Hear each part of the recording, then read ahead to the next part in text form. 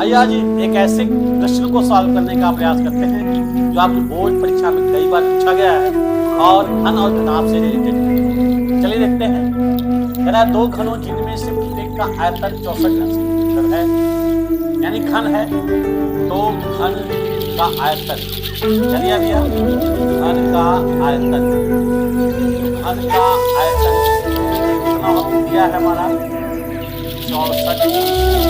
हम भुजा निकालेंगे तो भुजा बराबर क्या हो जाएगा, घन का वर्ग 64 का घनमूल हो जाएगा हमारा 4, यानी भुजा कितनी आएगी 4 सेंटीमीटर। अब मेरा दो घनों को जोड़ा गया है, यानी एक घन ऐसे है, ये घन है, अब इसी के साथ दूसरा घन, यानी दूसरा घन भी जोड़ दिया गया है। क्या जोड़ दिया गया है, दूसरा घन भी जोड़ दिया गया है। जब जोड़ेंगे तो यहां पर क्या हो जाएगा हमारा, यानी एक घन के साथ दूसरे घन को जुड़ जाएगा, तो यहां पर हमें जब भुजा मिल जाएगी तो घनाभ यानी बने घनाभ की भुजा, बने घनाभ की भुजा, भुजा यानी लंबाई कितनी हो जाएगी हमारी, दोनों तरफ जोड़ देंगे तो 4 + 4 यानी 8 सेंटीमीटर हो जाएगा। लेकिन ऊंचाई यानी चौड़ाई और ऊंचाई वही की वही रहेगी। अब कह रहा है कि बने घनाभ का पृष्ठीय क्षेत्रफल, तो घनाभ का पृष्ठीय क्षेत्रफल ज्ञात करना है।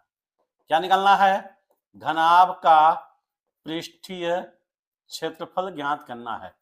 तो क्या होता है भैया 2LB + BH + HL, मान रख देंगे तो 2 8 × 4 + 4 × 4 + 4 × 8, हल कर लेंगे तो हो जाएगा 2 8 × 32 + 16 + 32, यानी 32 × 64, 64 × 6 70 10 80 हो जाएगा, यानी 2 × 80 बराबर हो जाएगा 160 वर्ग सेंटीमीटर।